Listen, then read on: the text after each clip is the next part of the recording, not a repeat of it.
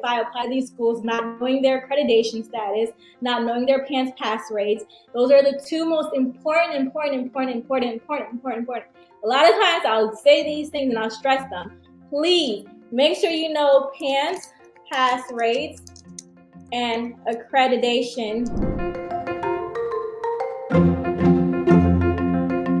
Hi guys, hi, welcome to e-Shadowing Mondays. Hello everybody, hope you're having a great Monday and hope you had a great weekend. All right, we're gonna jump right into e-Shadowing. So if you follow me on Instagram, you'll see that the person that was supposed to be here for e-Shadowing tonight had to cancel. So I'm going to be doing the session tonight, and it's going to be on, of course, emergency medicine, which is my specialty. And of course, I'm fun and I have tons of information for you guys and great things to learn. So we'll jump right into it. Of course, initially it'll be like a Q&A, the first half of the session until about 7:30, 7:40. Then we'll go on to the case study. So just jump right into your questions. Not sure, I know that, a lot of students that were attending e-Shadowing have now applied to PA school, and we're getting a ton of acceptances, a ton of interviews, which is amazing. So happy for you guys. Well, they're probably not on e-Shadowing anymore. So just letting you guys know that a lot of the people that were on it before, they've kind of moved on to the next stage, which is getting into PA school, and a lot of them have been. So I'm very proud of them and proud of you guys for the efforts that you're putting into attending e-Shadowing. And so, any tips for an upcoming interview? Is it going to be virtual? A lot of these interviews are virtual now, and so it's very different from in-person. I really don't like that. I mean, I wish that you guys can get the in-person experience, because it's nothing like, sitting down in front of someone, and not just that, but just doing a tour of the school, getting that feel of what it's like to be a student at that school, really, feeling that energy. It's, a completely different experience from, in-person versus virtual. But of course, due to circumstances, a lot of you have to do virtual. Oh, this one is still in person. That's awesome. So if it's in person, the most important thing I can tell you, besides coming prepared and all that, is it's part of coming prepared, but is to look your best. That first impression is everything. And before you even open your mouth or put out your hand to shake, you might not be shaking hands due to COVID, but before you can even open your mouth, it's going to be them gauging your appearance, taking a look at what you from head to toe. Trust me, they do that. They're going to look at you from head to toe, how well you're groomed, how fitting your suit is, what you have with you, if you have a suitcase with you, or, your resume, CV, whatever it is that you bring with you, how prepared you look. Your look is really going to be everything for in-person. Virtual, not so much. Virtual is all going to be all about eye contact, your posture, making sure you're sitting, straight, making sure your talk, the way you talk, how eloquent you sound, really eye contact. I don't know if it's like looking in the computer. Usually I look at the screen rather than the camera. But yeah, it's different when you're doing virtual. So in person, to me, the most important thing is really, really how you look. And of course, being prepared for any questions that they ask you. These interview styles are very different from when I interviewed. A lot of them do MMIs now, the mini, multiple, whatever. It's like the short interview type of format, where they, you go from station to station, I believe, and they ask you questions, and you go to the next interview, and it's like a short segment. So I'm not too familiar with that. The way I interviewed was that I, got there, did an individual interview with 2 professors, then did a group interview with 1 professor and 4 or 5 of us in a group, and we answered questions. That's basically how it was for I think most of the interviews that I went to back in my day. Now they do MMIs. A student did inform me about how her MMI went. She had I think 10 stations, and they ask you questions and you go to the next station. And a lot of them were ethics related. Let me know if you guys want me to talk more about ethics. I can conjure something up about ethical questions. There are some ethical questions. They're prepared to answer ethical questions. There's no right. I would say that really there's no right or wrong answer unless you say something completely outrageous. For ethical questions, I feel like a lot of them will ask you that. A lot of them will really just be wanting to get to know who you are. So just be ready to explain that. explain that, be ready to explain, whatever's in your essay, make sure that what you write in your essay is really who you are in person. That's why, you can't really plagiarize an essay, because you got to meet them and say whatever you said in the essay, or, hold up to that. So yeah, they're really just wanting to know who you are. If any school asks you to do anything crazy, like answer medical questions, answer like really outrageous stuff that you just don't know, especially you wouldn't know at where you are right now. If they don't want to do anything besides getting to know who you are, then I probably wouldn't go to that school, because that's really what the interviewer is wanting to know, who you are, because that's what's going to make you a great PA, being a great person first and having what it takes to practice medicine. So that's really what it should be. And of course, like, I think the hardest thing is probably answering those ethics questions, answering the group interview. And for the group interview, if you're shy like myself, if you're not like, going to be the one that, speaks up and takes the initiative just because of your personality, which is fine, I would say to still find a way to let yourself be heard by interjecting when you can, or supporting your classmates that do like to talk a lot, or that do like, have strong opinions or can answer certain questions.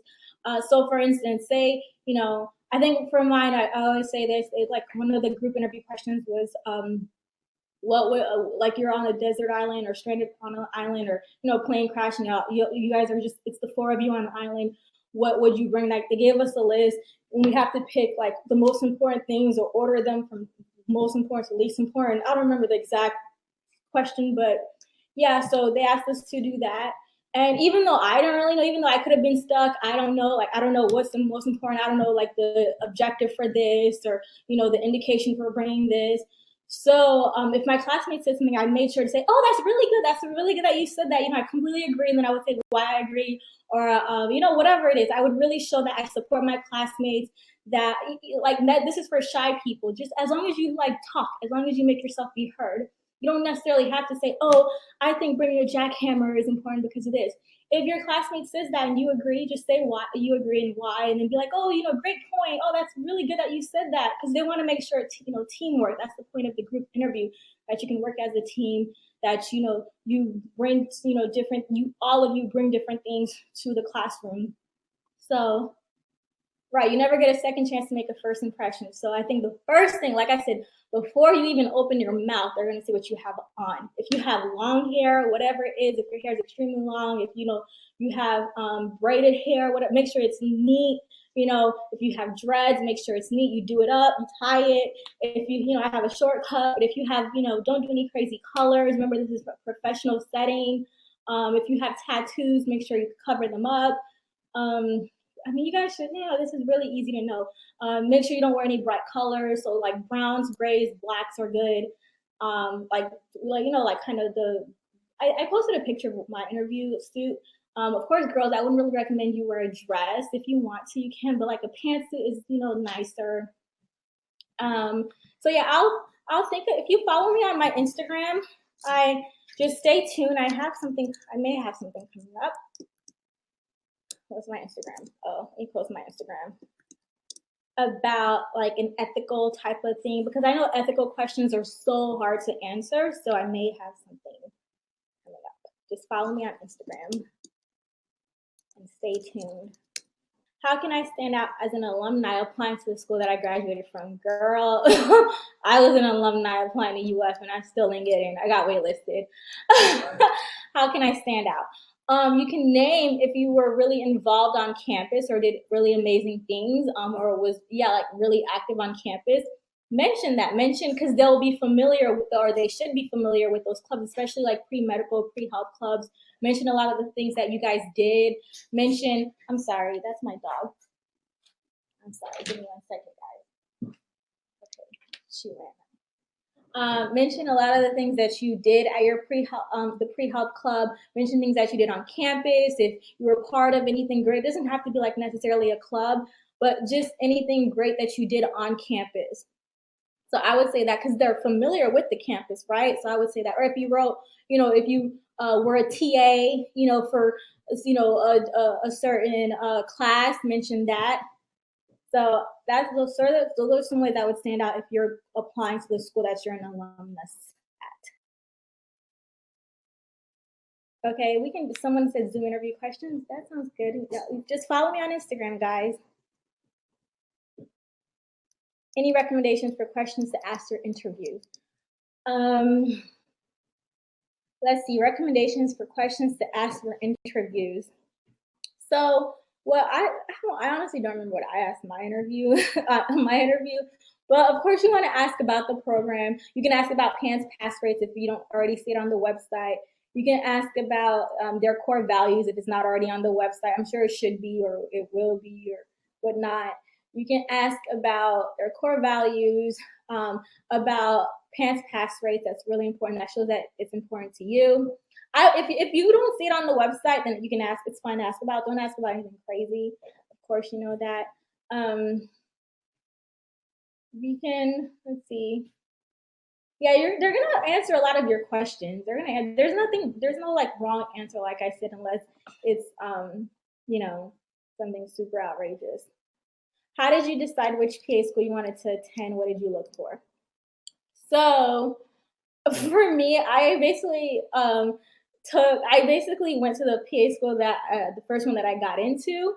The things I looked for, well, I actually did not look for this because I didn't know when I was applying, which is I'm so glad that you guys know because it's so important. Good thing that like I didn't like it didn't kick me in the face or end up like backfiring on me. But I did not check PANCE pass rates. I did not check accreditation. But the good thing is that a lot of the schools I applied to were already well-known schools like Nova, UF, South University. No, I didn't apply to South Berry. A lot of these Florida schools were already well-known. But you guys, like it could have really gone bad if I applied these schools not knowing their accreditation status, not knowing their PANCE pass rates. Those are the two most important. A lot of times I'll say these things and I'll stress them. Please make sure you know PANCE pass rates and accreditation status, okay? Before you even apply to a school, because that'll make the decision a lot easier on what schools to apply to. Everything else, is, you can work on whatnot, like finances, you can work around the PANCE pass rates and accreditation status. Ain't no working around that, at least for me. If a school's PANCE pass rate is 80%, even, 70%, 80%, anything less than 90%, I'm not applying to that school because it tells you the rate of the students, how well they pass their PANCE, getting passing their boards to go practice as PACs.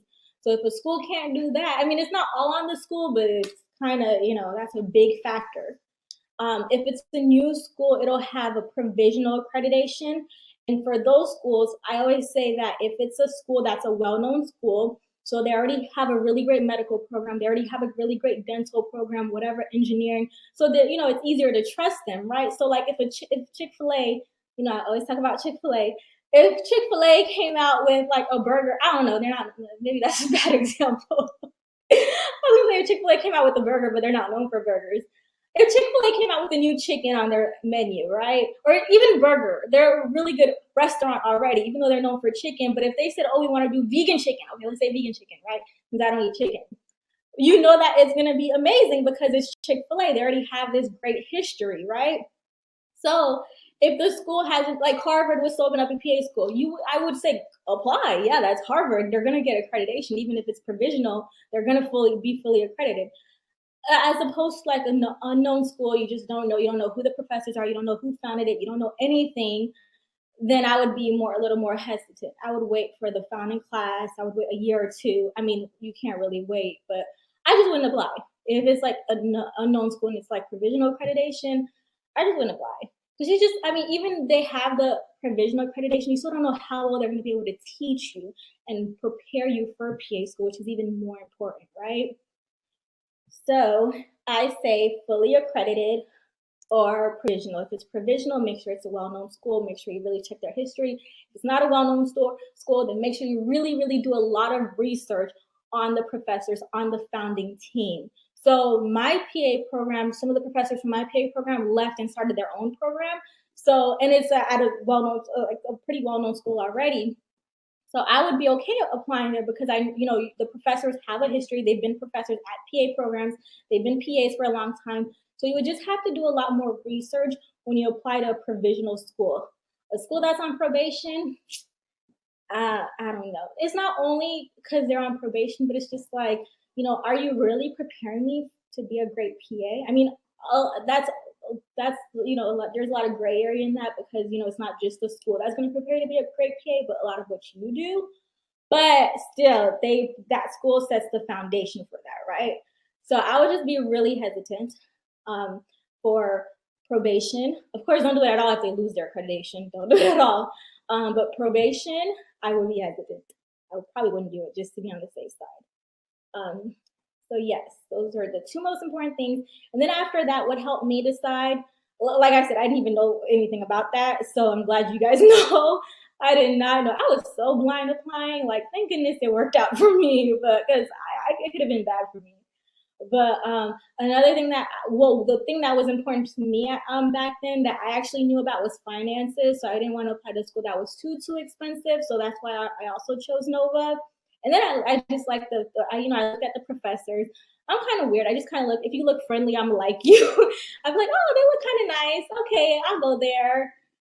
Listen, I didn't know much at all. Like, thank goodness, like I said, it worked out for me. But looking back then to now, like, I was completely naive. So yeah, the interview went great at Nova. I like the professor, so that's why I chose. Oh, I'm from Fort Lauderdale. I'm from Fort Lauderdale too. Okay, can you touch briefly on optimal team practice? Honestly, Zach, I don't know anything about optimal team practice. That makes me feel kind of like, dang, what am I missing?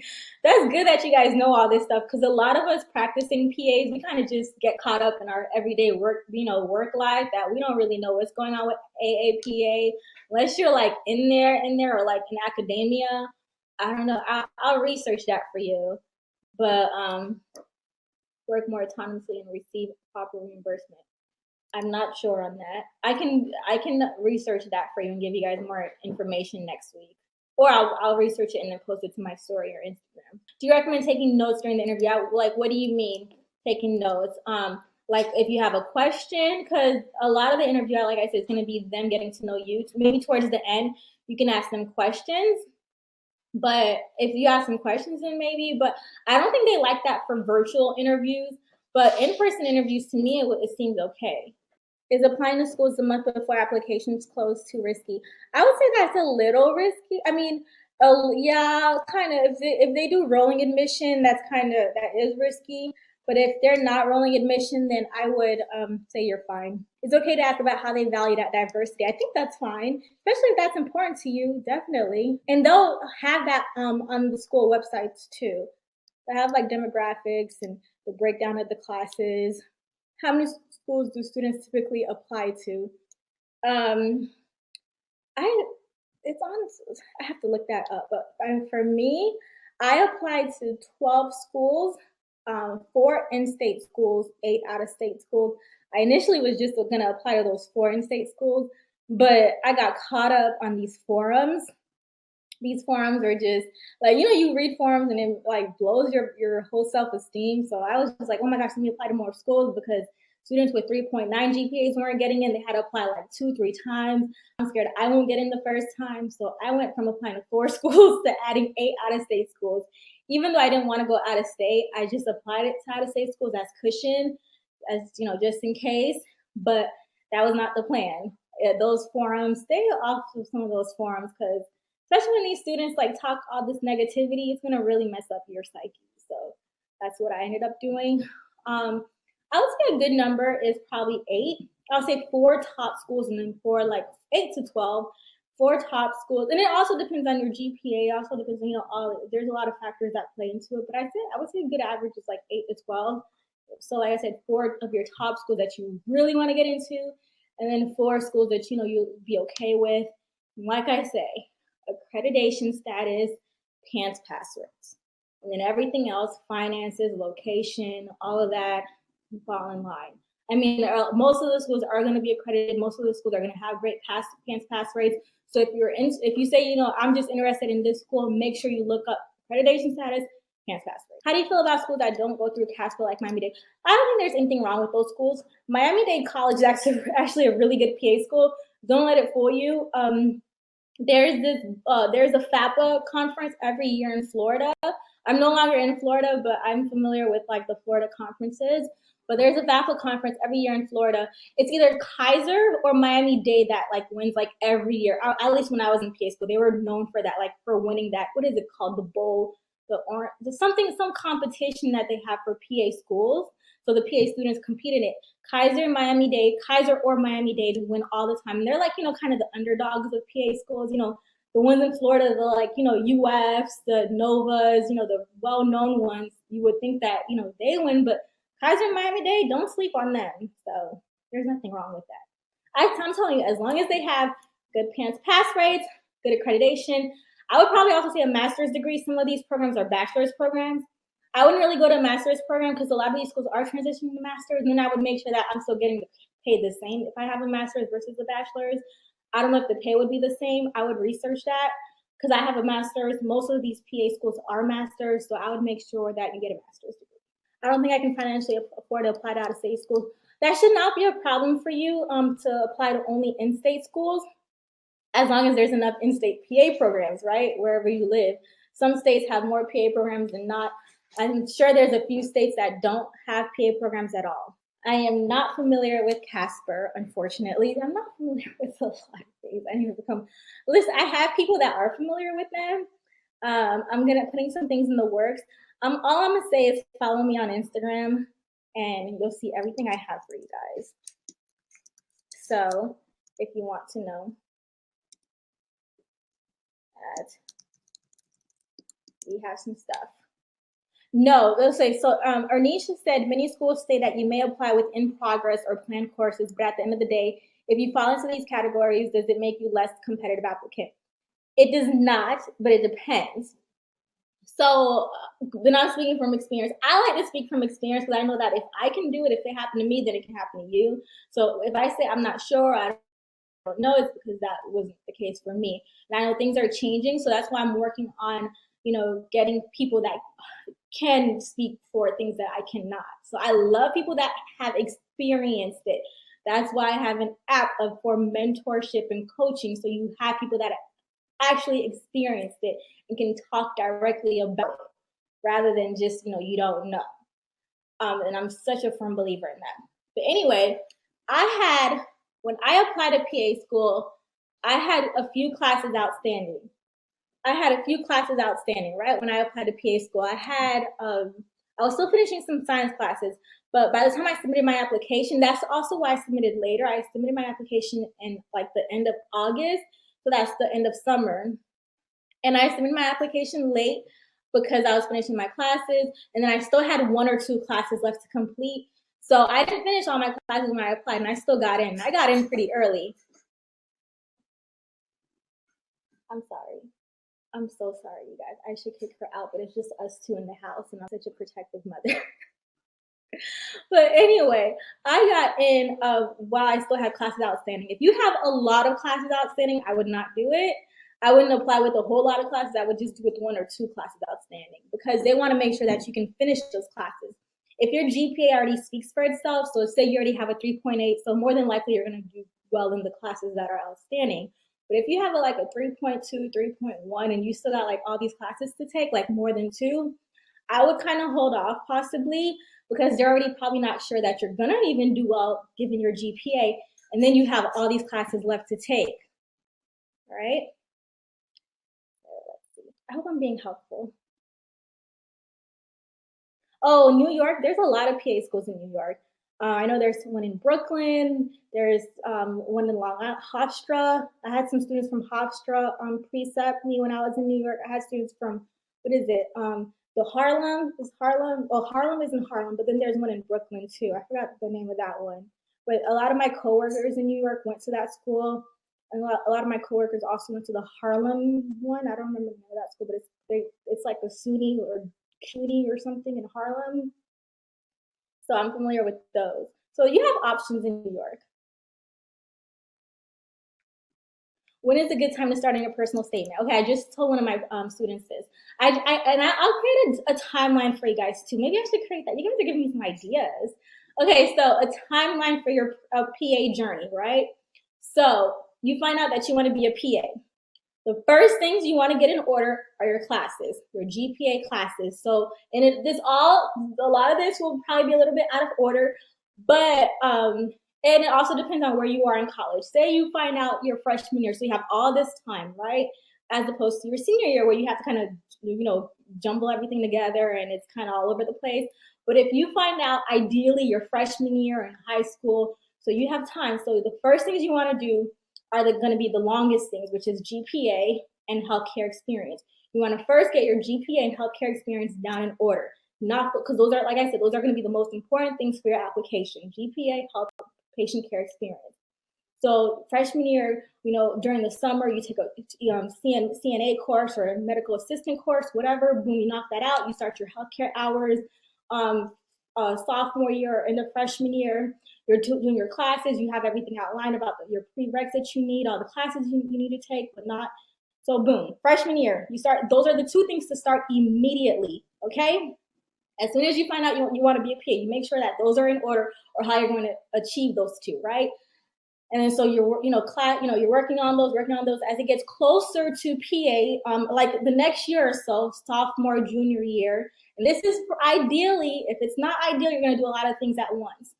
So sophomore year, that's when you want to start, thinking about shadowing, because you're going to need shadowing hours. Of course, you're not going to need as much as patient care hours, as much shadowing hours as you need patient care, so you don't have to start it off right away, right? Because you don't want to do too many things at once. So that's why I say, healthcare experience, start working on your GPA. GPA is, of course, going to be progressive.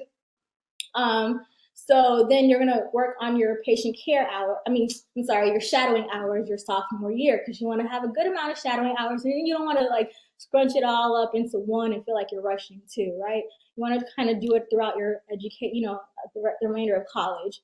So you do that, and you're getting your shadowing hours in person, e-shadowing, whatever. And I say to do it the remainder of your college years, for a year or two.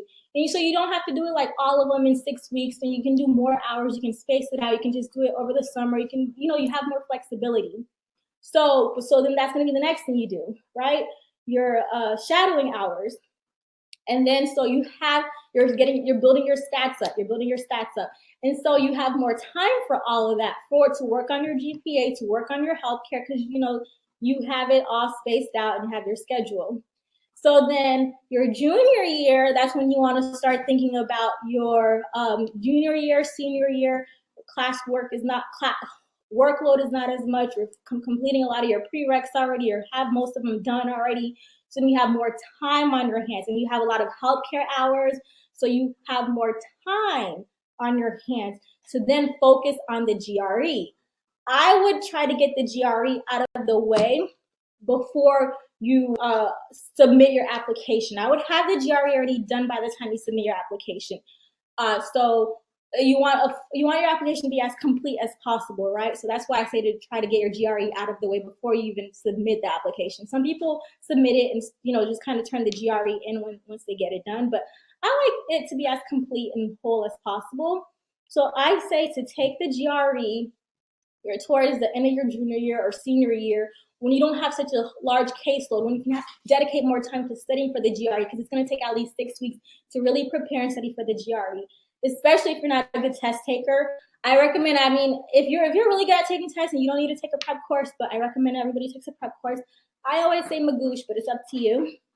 So reserve at least 6 weeks studying for the GRE. And then I say, so then you're getting all these prereqs and stuff out of the way. So by the time that CASPA opens, you would have already, everything's good. Everything's about complete. So I say to start preparing on your essay, at least a month before CASPA. You want to constantly be thinking about your essay, but I say to start actually writing your essay down and everything at least a month before CASPA opens, because you're not going to submit your application the day CASPA opens, right? Oh my goodness, guys. Let me kick her out. I'm sorry.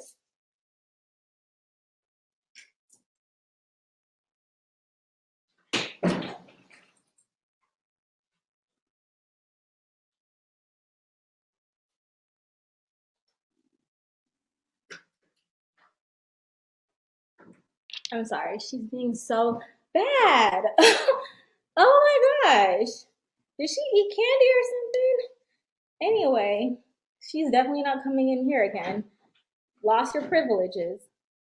Oh, lost your privileges. Okay, so I was saying yes. So start working on your essay. I think she left. Oh, dang. I'm trying to kick my dog out the room. Oh, she's so fast. Anyway, let's just ignore her, guys. Maybe she'll be quiet. Okay, so your CASPA essay. So you'll start working on your. This girl is cutting up.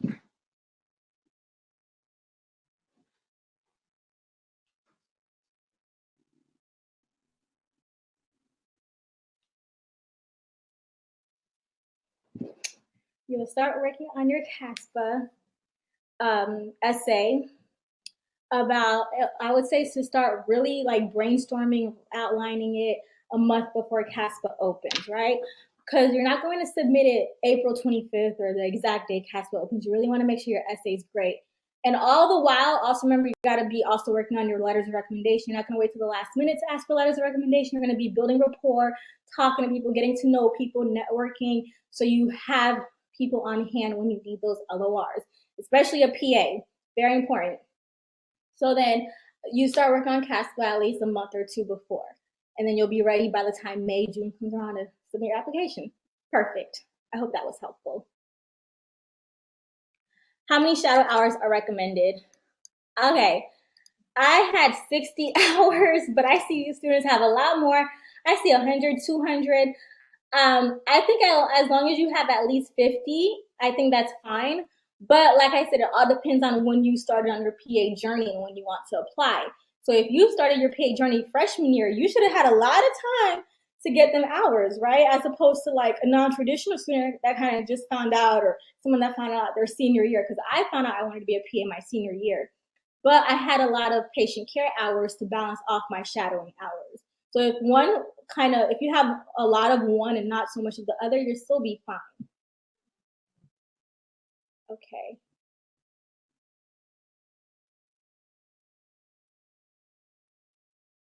All right, so guys, let me see. Uh, questions. Should I apply early or wait to apply just before I have shadowing hours to complete? So, like I said, I like for an application to be whole. It's up to you. So, part of the reason I applied August 31st, I submitted my application August 31st, was because throughout July I was completing my shadowing hours. And I really organized, like, when I found out, like I said, I found out I wanted to be a PA, literally 2012, like fall 2012, when I applied. August 2013. So I literally had that year to do everything. So I was scrunching up 4 years into one. So I wrote everything down, the timeline I was going to do everything, and I wanted a full application. It's okay if your application is not full complete, but I wanted to make sure my application was as full as possible. So I made sure to complete a lot of things before I submitted my application. So I made sure to have a sufficient amount of hours before I submitted. So I said at least 50. If you don't have at least 50 hours, then I would hold off on submitting my application. My questions are not set. I mean, my answers are not set in stone. My advice is not set in stone. You know, you can do whatever you want to do, but I like wholeness and completeness. So that's why I say, if you're missing or lacking a lot of things, especially important things, or especially having like, such a small number, the minimum of certain things, I wouldn't apply just yet. I would wait to make sure I have a full and complete application. What kind of material is the GRE on? The GRE is verbal and vocab. I mean, vocab is verbal. Verbal and quant, which is like math. And you have a writing section too, but I don't think schools care too much about the writing. It's really the quant and qualitative.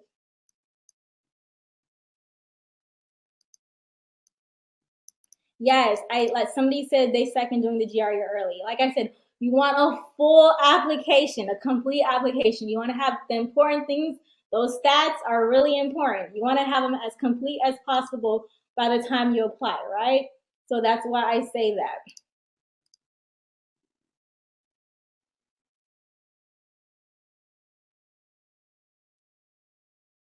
Virtual shadowing is fine. A lot of schools have verification forms. I filled them out. Perfect. Do you think adding a chem minor would help your application stand out? No. And I'm saying no because you gotta, because I mean, that's just science. It's more science. Why do you want to take more science classes? It's already hard enough, right? Y'all must be some geniuses. Because I would stay away from science. I wasn't even a science major. But I would do something that's more like, that reflects more of your personality if you want to stand out, like minoring in something, minoring, if you like to cook or whatever, you know, if you like, minoring in something that really, if you want a minor, you don't need a minor, but if you really want to stand out, do something that reflects your personality. If you like makeup, talk about, you know, I love makeup, you know, I have a YouTube, and I also go and, you know, go to the hospital every week and whatever, the children's hospital, and I do makeup, you know, for the girls, or I teach them how to do makeup. That's amazing. Like, look at you. Rather than, you know, sticking to science, you know, they want well-rounded individuals. So I would do something non-science related, even if it's not healthcare related. So if you really want to stand out and shine, do something great that's going to show your personality, not like boring stuff. I like fun people and people that are I like impact. So think of impact.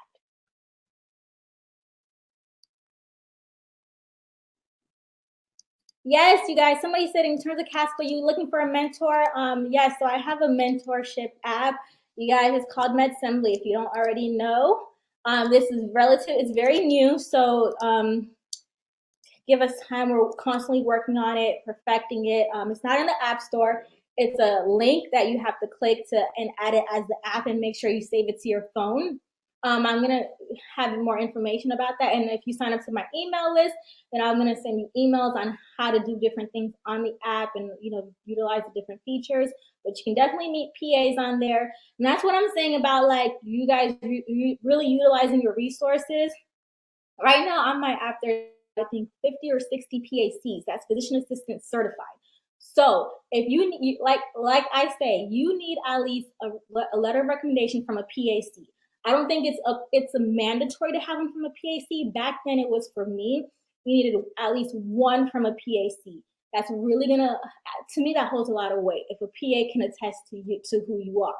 So even if you don't need a mentor, even if you don't need that, it's just really helpful to start building rapport with people. Like I said, you don't ever know who can help you out, who has this resources, who has that.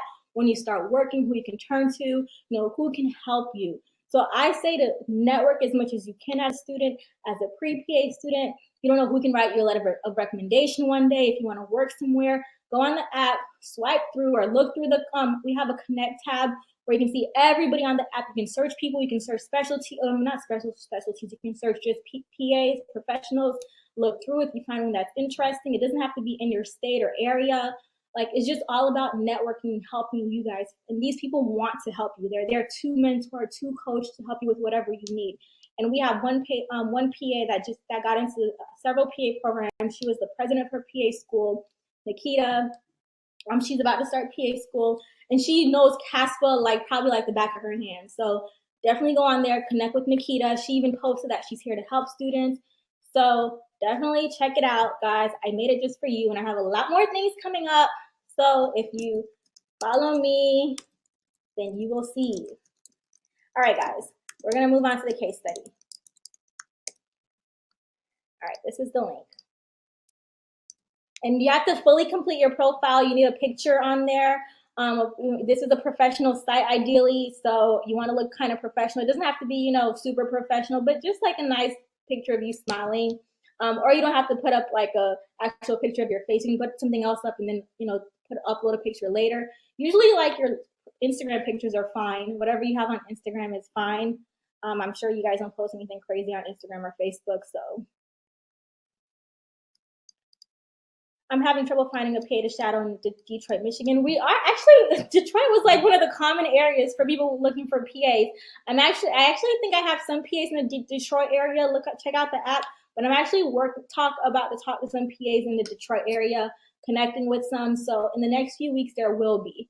You guys constantly check the app. We're working to add a lot of PAs, PACs, PA students. So there'll be a great way for you guys to network. and get help with your application in this whole process. Like I told you, I made a lot of mistakes that I didn't know I was making, but thankfully they weren't fatal mistakes. But yes, I wish I had a mentor, someone to help me along the way. All right, we're gonna get started with the case study. You see how she's quiet now? I opened the door, she probably left and wanted to do her, oh, she's right there. Dogs. I'm so sorry about my crazy dog. I'm so sorry about my crazy dog. She just be hyper. All right, case study time. Who's ready for the case study? It's gonna be a quick, fun one. Of course, they're all quick and they're all fun, but this one is gonna be, it's pretty straightforward. All right, guys, case study time. Who's ready for the case study? All right, I'm sure a lot of you know my flow, know how I do with my case studies, how I feel about emergency medicine. And if you don't, you'll see in the chat. All right, remember words first in the emergency room. All right, remember, like I said, words first. Everything about the ER is making sure that your patient doesn't die, that it's always going to be a safe discharge, transfer, admission, whatever it is. It's always a safe discharge, but if the patient needs to be transferred or admitted, that, you know, that's what the case is, that you do what's indicated, that you do what's going to save your patient, that you rule out the worst possible thing, and that you most importantly document that you are ruling out the worst possible thing, right? You're going to do that by your vitals, documenting their vitals, documenting how the patient looks, especially how the patient looks at discharge. That's one of the most important things. At discharge, was your patient stable? You don't want to ever discharge an unstable patient. Like I said, it's going to be vitals, their presentation. You're going to document all of that. Documentation and words first. Please don't ever forget that, especially if you want to work in the ER. Really, if you want to work in the ER. Okay. So a 25-year-old female. You know what made me think of this? The whole Nicki Minaj thing and her cousin. I don't know if you guys hear that. You guys into like popular culture like that? I'm into it, but because of COVID, because she said her cousin's friend in Trinidad took the COVID vaccine and he became impotent and all that. So that made me think to do this one. What did number 3 mean? What do you mean number 3? Oh, PEARLS. I'm sorry. PEARLS and DDX is differential diagnosis. So you're going to be thinking of 3 diagnoses in your head, right? 3 things that it can possibly be. And that's what you're kind of going to be based on your labs and tests and everything around. And you're going to put that in your documentation as well. And one of them is going to be the actual diagnosis, or one of them may end up being the actual diagnosis. When the other 2 may not, but you're going to say that you're rolling it out. PEARLS are things that you definitely need to remember. PEARLS, you're going to hear that a lot in PA school. PEARLS are like need to knows, important things. So there's a book called PANCE Prep PEARLS, and there are all these important informations that you need to know to pass the PANCE, like sayings, like important stuff, like these little what's it called? These little acronyms and mnemonics and all that. Those are PEARLS that help you, be great at what you do. I hope I explained that right. Yeah, so this made me think to the whole Nicki Minaj thing and her cousin becoming impotent, or her cousin's friend, getting orchitis and thinks it's due to the vaccine. I mean, this inspired me, but this doesn't have to do with a male. This is a female, and she did not get the vaccine. I mean, she got the vaccine, this patient, but the vaccine did not cause that, because the vaccine does not cause that. Okay, guys? The vaccine does not cause impotency, does not cause UTIs or STIs or whatever the cousin could have had, okay? Which is not due to the vaccine. All right. So a 25-year-old female presents with complaint of running on urination and urinary frequency. Burning on urination and urinary frequency times 4 days. These are her vitals. You should be thinking about like what could be going on. Start formulating your differentials. You're going to be thinking about your differentials from start to finish. How would you treat this? Of course, you don't know what's going on yet. Look at y'all being smart. I told you guys it's straightforward. Okay, but just because you think you know what it is doesn't mean that you don't want to rule out the worst, right? All right. So what are some important questions that you want to ask her to either help rule in this diagnosis or rule out other bad things that could be going on. So this case study is really to show you that, okay, yeah, it can be pretty direct, it can be simple, but even with the most simple diagnoses, such as a UTI, you still want to make sure you're not missing something really bad going on inside her abdominal pelvic organs, right? When did it start? Sexual history, great, Natalie, sexual history. So this is a 25-year-old female, very different from a 45 or 55-year-old female, right? Don't mean to be stereotypical, but you know. Sexual activity, very important, yes. So for this female, she's having burning on urination, urinary frequency. So you want to, of course, know, it started 4 days ago. You want to know any other associated symptoms with this. You want to know, because that's really it. I mean, associated symptoms, you want to know, of course, and then past medical history. So you've been, hi, my name is Rodeline, I'm the PA, what brings you in today? So I've been having burning on urination, urinary frequency. Okay, do you have any abdominal pain with this? No, abdominal pain is very important because you can have, you know, abdominal stuff going on that causes some of these urinary type symptoms as well. So you asked about abdominal pain, you asked about nausea, vomiting, diarrhea, fever. You asked about, a lot of it's going to be associated symptoms, any blood in the urine. If she has history of UTIs, if she's ever had a UTI before, which is history of UTIs.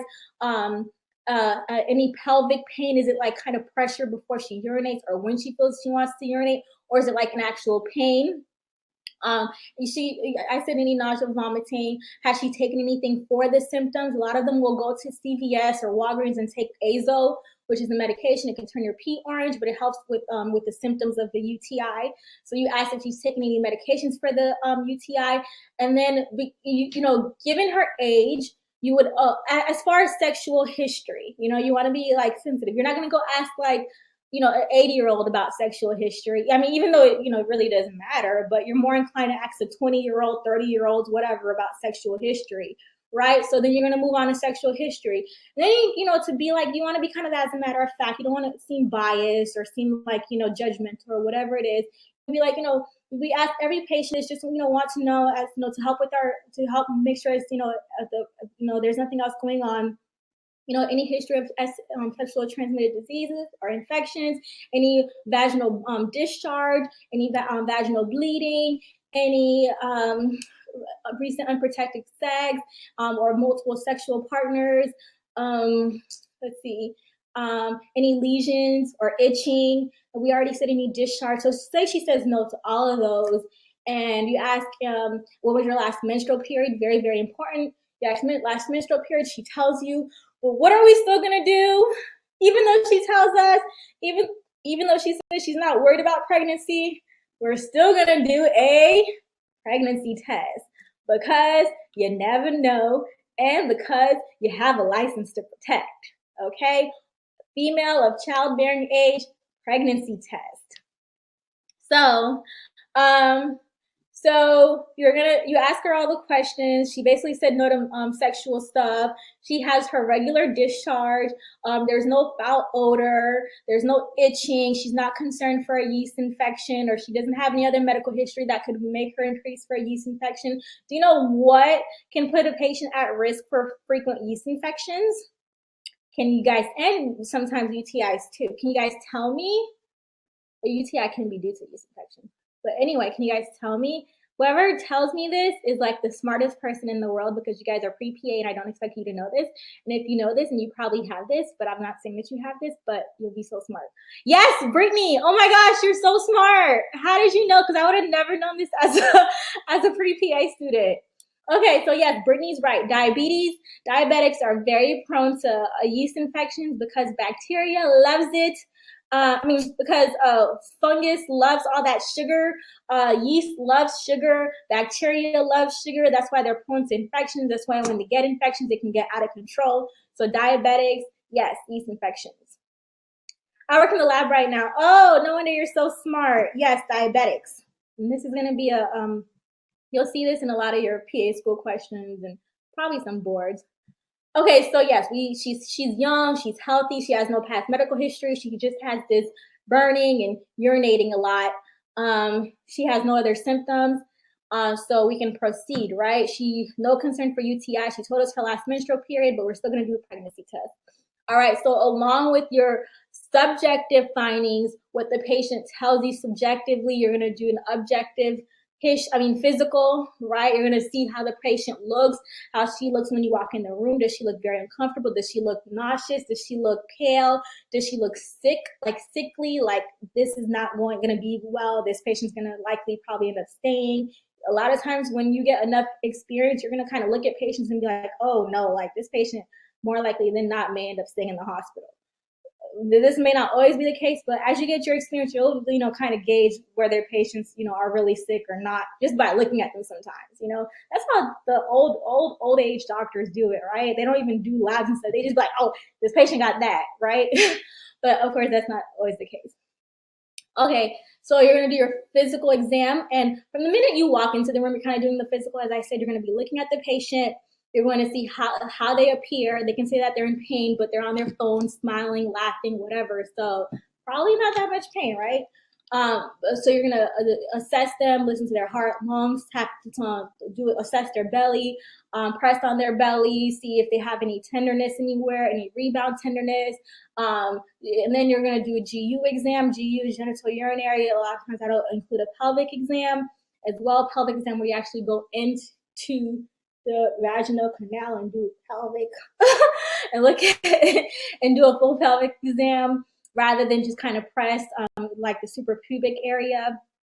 And that's really it for like that complaint. I mean, there's not much other than like GI, GU. Of course, I say always listen to heart and lungs. All right, what do you want to order on this patient?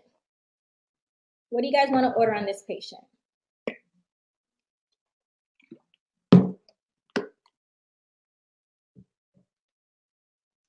Oh, somebody said antibiotics. Antibiotics can cause a yeast infection. I'm sorry. Birth control, yes. A lot of these things can cause yeast infection, but I meant like an actual condition, which is diabetes. Okay, UA, of course, pregnancy test. You guys are great, perfect. So you're going to want to at least do a urine.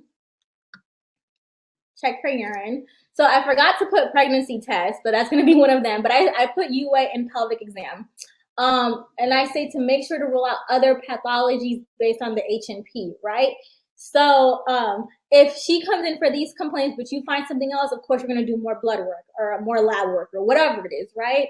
So this is a case where it seems, pretty direct, pretty easy, but it may be something else. And you got to always, like I say, document that it's not this, that it really just is a UTI, just a simple UTI in a 25-year-old that's likely probably going to be prone to UTIs because she's a female, right?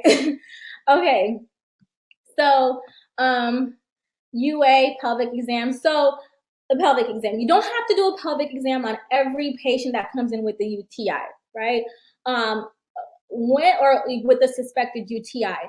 So I would do a pelvic exam a lot of times on these young patients that could have an STD that I'm concerned about, or you want to make sure that it's not going to progress to PID or anything, crazy. Like I said, you want to rule out worse first. You want to make sure you document you did everything that you can, that you're comfortable that this is truly a UTI. If the patient declines for a pelvic exam, or if they say, oh, I know this feels just like a UTI, I know this is a UTI, whatever, document that. You simply document patient decline, patient reports history of UTIs, and say symptoms that of prior UTIs and blah, blah, blah, low suspicion for this, that, blah, blah, right? So you say you didn't do a pelvic exam and this is why you didn't do a pelvic exam. But a 25-year-old, unless they say this is definitely a UTI, if they have burning, or if they say they have discharge, or you think you want to make sure that's not related to an STD, or whatever it is, then you can do a quick pelvic, or you can even give them a cup if they don't want to. You going inspecting their female parts, then you just give them a cup. I mean, they're gonna get a urine anyway. You just run the GC through the urine rather than getting a swab, right? GC is gonorrhea, chlamydia. These in the ER. Okay, this is the ER. We don't test for every STDs.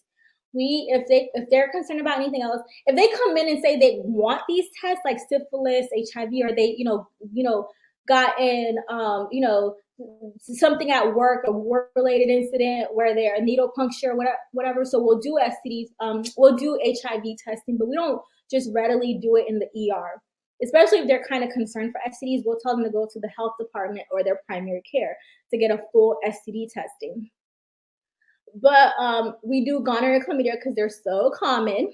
They're like the most common. They're very common, and they're pretty easy to treat. We can treat them empirically in the ER as well. Sometimes patients won't want them. We'll tell patients, would you like to be treated for this? We'll treat you empirically. So we'll treat, we'll treat you as we suspect that this could be going on. If it's negative, you're fine. The antibiotics are not going to do anything to you. If they're allergic, of course, you don't give them the antibiotics. But if they're negative, you say you're fine. Getting this shot and this pill is fine. If they're positive, then at least they got treated. If they're positive and they didn't get treated in the ER, then of course they have to come back, or you call in a prescription, or they go to their primary if they refuse to come back. But as long as you call them and let them know that they're positive and they need to come back, if they don't come back or get the proper treatment, that's on them. But so really choosing to do a pelvic exam or testing for gonorrhea, chlamydia is to your discretion. Clinician gestalt. You'll see that a lot. But it's to your discretion, your level of suspicion. So you'll first, inspect the external genitalia, how the vagina looks. Of course, you'll do the same. Oh, you won't do a pelvic for a male, but you'll just, do like a GU exam. So you expect the external genitalia, look for any lesions, wounds, slits, whatever, anything that looks abnormal. And then you'll get the speculum to do the exam. You'll learn how to do pelvic exams in PA school. So you'll have them positioned to do the exam, and then you'll always have a chaperone in the room. Always. I just it depends on the hospital you work at, but it's just good to have one just in case something happens. So have a chaperone in the room, you do your pelvic, and then you're going to see the cervix, you'll find the cervix. You won't always find the cervix, but you want to, or at least feel for it. So you'll find the cervix, and when you insert the speculum, you'll also see if they have any lesions, any discharge. If they have thick white discharge, it could be a UTI. If it smells really bad and like kind of grayish, it could be a BV. BV is not an STD though. If they have like a strawberry cervix, you'll learn that's trichomonas. If their cervix just looks weird, yucky, then you want to be concerned, send them to the gynecologist for further testing. They'll probably need a colposcopy. Check if they have a nexal tenderness. That's tenderness to the next to like the pelvic structures, like the ovaries. Nexal tenderness, cervical motion tenderness. That's like when you kind of touch the cervix. Move it around, and if they scream and touch it, scream for the sky, scream for their life, or just look very uncomfortable, of course, then it could be a sign of PID. These are all things that to know. You'll see on your test. Cervical motion tenderness is associated with PID. Strawberry cervix is associated with trichomonas. Those are all pearls that I was telling you guys about. Pearls to know. So yes, all right. So pelvic. So in her case, we can do a pelvic. And then we're going to send gonorrhea, chlamydia swabs. Like I said, if she doesn't want to, we can just run the gonorrhea, chlamydia through the urine. And then her pregnancy test was negative. All right, so the UA comes back, which is really what we're, concerned about. So the UA comes back. You guys can't see this, but so this is because you can't see, these results because I got it from Google and it's all distorted. These 5 things are really what you're looking for a UTI, right? All of them won't be positive, but some of them, if you have 1 or 2 of them, you'll either treat, especially if they're symptomatic, you'll treat, or if they're not symptomatic and it kind of ends up positive and it's a lot, then you'll treat. But if it's not and you're concerned that it could be I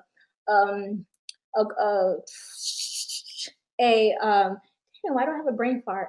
A contamination, then you send it for a culture, and then you'll see. If it's contamination, you'll also see epithelial cells. Epithelial cells are just they're from your skin, so that means it's likely a contamination, just a bad sample, and that's likely not a UTI, but you can still send for culture if you suspect that it could be a UTI.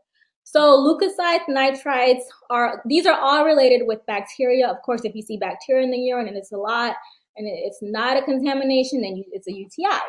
White blood cells are, in your part of your immune system, they fight off infection. So if you see those in your urine, likely a bacteria or likely a UTI, some type of infection, not necessarily bacterial, could be something else.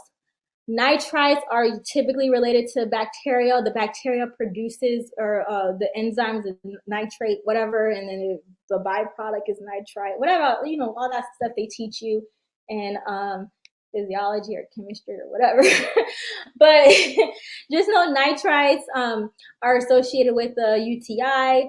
Sometimes they won't be positive, but leukocytes will be positive, and they're all associated with the UTI. So these are the main 5 things. RBCs can be associated with the UTI, especially if it's cystitis. RBCs are red blood cells in the urine, and you can have hematuria in the which is blood in your urine with the UTI as well. And a lot of times it'll be microscopic and not gross. Microscopic means you see it under, it's not like gross. It'll be under microscope or under analysis. So these are the 5 things to really look at. On epithelial cells, epithelial cells are usually associated. If there's a lot, it usually means contamination. Just a bad sample. So I forgot to put that there, but like I said, it doesn't mean you have a UTI. It's usually contamination. But these are what you want to look at with UTI. All right, so to image or not image, guys. So you got your lab results. So it looks like she has some, let's say a few epithelial cells, but she has a lot of leukocytes, a lot of WBCs. The appearance. The urine will also be cloudy rather than clear. Her urine will be cloudy, right? So you see these results, right? I just told you them. So to image or not image? Image as in a CAT scan. Okay, good. You guys are saying no. So like 4 people said no so far, and you guys are correct. Okay, so in her case, like I said, it's a straightforward case, but you have to still know when imaging is indicated, right? So imaging is indicated if you suspect pyelonephritis, and when you suspect pyelonephritis, they'll have back or flank pain. Like you'll tap on their flank area, and they'll have what's called CVA tenderness, right? Oh, they'll flinch, say it hurts, whatever it is. So that's when you suspect pyelo. And then that's when, if you suspect pyelo, if you suspect, it's not just a simple UTI, if the patient has abnormal vitals, if they have a fever, some abdominal pain with it, if they've been vomiting, then you do labs as well. As you can see, I did not do a CBC, I did not do a CMP, right? You only want to do what you think is indicated, right? You want to do worse first, but you want that to be guided by your H&P. So she just said no to all these complaints, all these associated symptoms. So it's not really indicated, right? If she had vomiting, if she had abdominal pain, if she had a fever, if she looked sick, if her vitals were abnormal, then you would suspect, oh, this could be sepsis, this could be more going on, this could be something with her abdominal pelvic pathology, it could be appendicitis, it might not be a UTI, then you want to do more. You would want to do a CBC, you would want to do CMP, you would want to do more labs, you want to do a CT, abdomen and pelvis, possibly. But this patient's pretty straightforward. Her labs are good, and that's what you're going to document all of this. Her urine is a straightforward. It says UTI. She's not pregnant. She looks well appearing. She's not toxic appearing. She doesn't look pale. You'll document all of that. Her physical. Her vitals are great. She's not febrile. She's not tachycardic. She's not hypoxic. She doesn't look septic. You're going to say all of that to support your case of why she doesn't need imaging. She doesn't have any CVA tenderness or back pain. So when you would do imaging, as I said, is if you suspect pyelonephritis, and I'll tell you guys what that is shortly. If they're toxic appearing, I did discuss sepsis a few weeks ago. Dang, I really wish I had videos saved for you guys. Because not only just for credits, but I think I'm pretty good at teaching. So, is what normally in kids? Is that normally in kids? What normally in kids? Okay, so pyelonephritis, what was I saying? Okay, toxic appearing if there's sepsis. We talked about sepsis, I was saying, yeah. We did a whole session on sepsis. Sepsis is a really bad infection where your body's not fighting off the bacteria properly, and you can have infection in your bloodstream, and your body's, like I said, not fighting it off. So you have all these things happen to you, and you can end up in the ICU. You can end up losing fingers and death and ischemia because your body's trying to preserve essential organs to fight off this bacterial, or to fight off this infection, not necessarily bacterial. So If the patient looks sepsis is serious. If you're concerned for other abdominal pelvic pathology, if you think, oh, this is not a UTI, this could be appendicitis. A lot of times kids will have like kind of like UTI symptoms and it'll be abdominal related, or they'll have abdominal symptoms and it'll be a UTI. So kids are a little tricky. Kids, if it, like I said, if it looks straightforward, if they're eating, drinking, looks well, vitals are normal, likely a UTI. Kids can be prone to UTIs. They hold in their urine. You know, a lot of them don't want to pee yet, especially the 3-4-year-olds. They're playing around, kindergartners. They don't want to pee, so they can get UTIs. No, pyelo can happen to anybody. It's not kids. It's not normally in kids. I mean, it's not just in kids. So yes, kids can be prone to UTIs. Like I said, they hold in their urine. They want to play all day. But UTIs is anybody. Women are with more in common due to their anatomy. Also, if the patient is a bounce back, say I treated this patient for a UTI and she's coming back, symptoms are worsening, not doing well, and she didn't have imaging prior, then go and do imaging. So these are when I typically would do imaging on somebody with UTI symptoms. UTIs is so straightforward, but you have to make sure you ask the right questions, right? And do the right documentation. All right, so urinary tract infection is literally an infection anywhere going on in the urinary tract. It doesn't have to be just the kidneys, just the bladder, urethra, whatever. It can go on anywhere in the urinary tract. But the worst part for it to happen is the kidneys, right? Because the kidneys are so important. They're vital organs. So the kidneys, that's when it becomes pyelonephritis. That's basically an infection in the urinary tract affecting the kidneys. As I said, women and men are in general more likely to prone to UTIs. You'll a lot of times see women. Men that get them, you want to be thinking like STI. That's why I think Nicki Minaj's person, that impotent and whatever, orchitis, swollen testicles, whatever he had, like a STI. But anyway, men that get them, is you got to think, you know, a lot of them will have like prostate issues already. A lot of them will have like issues that kind of cause the UTI, right? Women can just get them and, you know, they get them. You know, we women go through everything. But men, you want to make sure there's nothing else causing them, because men, their anatomy is different from women. Women have a really short urethra that's easy to harbor bacteria, whereas men, their urethra is their, you know, and it's longer than a female's urethra. So they're not as prone to UTIs as women, unless they have like catheters, unless they have prostate issues, STDs. You want to make sure nothing else is going on with the man. And a lot of them will have similar symptoms to STI, so that's why you want to kind of also rule that out. You want to ask them a lot of times about discharge, lesions, history of STIs. So yes. And if all else is great, if they answer no to all their questions, if they look great, as I said, if their vitals are great, then they go home with antibiotics. I didn't list all the antibiotics. I think I did list some of them here. Because of course that's not important right now for you guys. What's important is kind of like knowing how to go about this, how to go about talking to patients, treating conditions, or, you know, looking out for conditions, knowing important things, pros like worst first. So you'll learn the actual medicine later. But as long as you know some of the foundations of practice and being a PA and taking a history, doing a physical, so you will treat these with antibiotics. UTIs are always treated with antibiotics. And you will always send for a culture for proper treatment, right? If the patient comes in, they just kind of they don't have any urinary complaints, and their urine, you do a urine because they're vomiting or something, and there's a lot of epithelial cells, then you won't necessarily have to treat for UTI. You can just send it for a culture, and if it comes back with bacteria or whatever microbe, then you treat for UTI. Because remember, you want to look at the epithelial cells that say that, oh, it's contamination. But if it is in fact a UTI, send it for a culture, because you want, some doctors, have I had a doctor? I think I heard something about a doctor not wanting to send for a culture. They just kind of treat, but I would send for a culture because a lot of these, especially with resistance, a lot of these microbes are resistant to a lot of these antibiotics. So you want to make sure that there's a culture and sensitivity report showing what they're resistant to, what they're sensitive to, what can really fight off this infection. Because the last thing you want is for a patient to become septic from a simple UTI, right? Because it wasn't properly treated.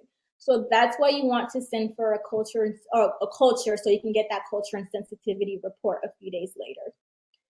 All right. If a patient is prone to UTIs and coming back with a UTI after being treated for a UTI like 2 months ago, you want to try a different antibiotic. So say they were treated with Bactrim, right? That's a common antibiotic they use for UTIs. Say they were treated with Bactrim and they got a UTI 2 months later. Then you want to try something else. You can try Keflex, you can try Macrobid, you can try Levaquin, you can try whatever, Cipro, because you don't want to try the same antibiotic within 3 months of an infection. You'll learn that in PA school. That's a test question. You'll probably forget that, but here I am putting you guys on. So you as a PAC prescribe based on gram-positive. Okay, initially, when you diagnose a UTI, you're not going to have those. You're not going to know what kind of strain of the bacteria. You're not going to have a culture and sensitivity report, right? So you're going to treat based on the first and second line antibiotics, right? And you're going to also treat if they've had a UTI in the past 3 months. And of course, you want to switch the antibiotic up. But while you wait for the culture to come back, the culture tells you what microbe it is. It may not be a bacteria. It may be like a parasite or something weird going on, right? So you're going to initially send them home with one of these. So these are very common ones: Macrobid, Phosphomycin. Macrobid is macrodentin. Phosphomycin, Keflex, Cipro, Levaquin, Bactrim. Macrobid, Phosphomycin, and Bactrim, I believe, are first line. Cipro and Levaquin, they don't use them as much because they're there's cephalosporins that they use. Cephalosporins are kind of like a cousin to penicillin. So Cipro and Levaquin are fluoroquinolones, and a lot of these hospitals have high resistance to fluoroquinolones because people use them so much and they build resistance. People take them so much.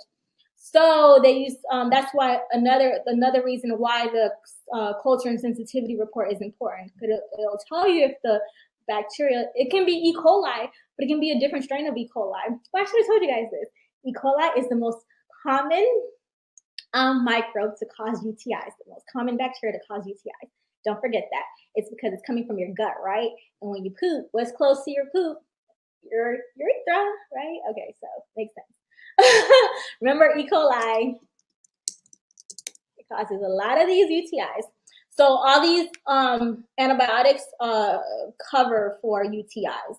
Keflex, I believe, is second line or second line, but I like giving Keflex, especially for kids. It's pretty safe. Or another cephalosporin. Keflex is a cephalosporin. Cipro and Levaquin are fluoroquinolones. Bactrim, I don't do Bactrim for kids. It's not good on the kidneys. For kids and older patients, like super elderly, super young, I don't do Bactrim. Keflex is really pretty good for super young. Keflex and other cephalosporins are like the penicillins, like Augmentin, if they're not allergic. Cipro and Levaquin I'll do for elderly because they're pretty strong. So elderly are like, they have all these issues going on. If, all is fine, then we'll do Cipro or Levaquin for elderly patients. Macrobid is like your typical, okay, you have a UTI, here's some Macrobid. Macrobid is like probably the most common one. You can be on them for anywhere to 7 to 10 days. I know sometimes Bactrim, I used to give Bactrim for 3 days when I was in PA school. I learned that. And you can do that if it's like not a crazy simple UTI. You can do Bactrim for a few days. But typically it's like anywhere from like 5 to 10 days. And then of course you got to tell the patient if it gets worse, if you develop fever, nausea, vomiting, abdominal pain, you're not feeling well, come back in for testing and possible admission. And like I always tell you guys, follow the culture and sensitivity reports. A lot of labs, a lot of hospitals, I think all hospitals should do this, but the hospitals that I work at, they'll reflex the urine. They'll automatically they'll automatically run a culture if it's positive. So you don't actually have to send it for culture. So say you test for them for a UTI and it comes back positive, you don't have to actually go in to make sure that the culture is sent. They'll automatically, like the lab will automatically run that culture. So that's really good to do, right? And preventing like issues, right? Because you don't want your patient not get the proper treatment. So I think it's great when hospitals do that. They automatically run that culture if it turns out to be positive. Great technology, right? So you won't have to worry about that. All right, when to admit UTIs, as I said, all septic patients. We learned about septic last month, I believe. It was a really good session. All septic patients, admit. They'll need IV antibiotics. They'll need to be monitored. All septic. If you think that they're septic, they have a high lactic acid, they have a high white count, they don't look well, their vitals are unstable, or they're tachycardic febrile, admit them. Okay, admit them for IV antibiotics. Start them probably on at least 2 antibiotics. You can start Levaquin. You can start Rocephin. I'm not. Yeah, you can do Rocephin. Yeah, Rocephin, Zosyn. So really important. All septic patients. I would also admit bilateral pyelonephritis because that's both kidneys that can end up messed up. You know, you don't want to mess up your kidneys and they end up on dialysis, right? So bilateral pyelonephritis. If it's unilateral and they look fine, I would run it by the doctor just to make sure you cover your P's and Q's. I think unilateral, if it's just one kidney, they'll typically be fine. They'll probably send them home on Cipro or something. But if it's bilateral, I would admit those. Or if they're unstable vitals, like I said, tachy, fever, ill appearing, pretty straightforward. You'll know if your patient just looks bad, looks sick. All right, that's about it. So I always say no, it's common, no zebras, no, it can kill you, which is basically no everything, huh? No. So this is the medical life pearl. As long as you're in the field of medicine, no, it's common, no zebras, no, it can kill you, and document. Zebras are what you'll probably never see in your life, but you got to know at least a little bit of like, so when you see it, you get it, right? Like necrotizing fasciitis. You'll probably never see that in your entire career, but you'll probably just see it once. You got to know that, oh, this is something possibly associated with it. Let me make sure. So that's what a zebra is. And of course, know what's common, all the high blood pressures, all the diabetes, all the asthmas, know about all those. And know it can kill you, all the PEs, all the heart attacks, all the strokes. Alrighty, it's tough, but you guys got this. Alrighty, so dang, it's 8:20. Thanks to my dog, we went over. I'm so sorry, guys. Any questions? I hope it was helpful and you guys learned a lot. Alrighty. Oh, my contact information is right here. No problem. I hope you guys learned. If I didn't answer any of your questions, feel free to DM me. I get a lot of these, you know, it's constantly coming in. So if I missed your question, just text me, okay? I mean, not text me, DM me. Yeah, I see a lot of questions you guys sent me. Yes, message me on Instagram. All right, good night, guys. Good night. If anything, I'll put my Instagram again.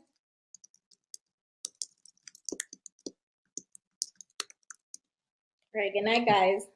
Bye.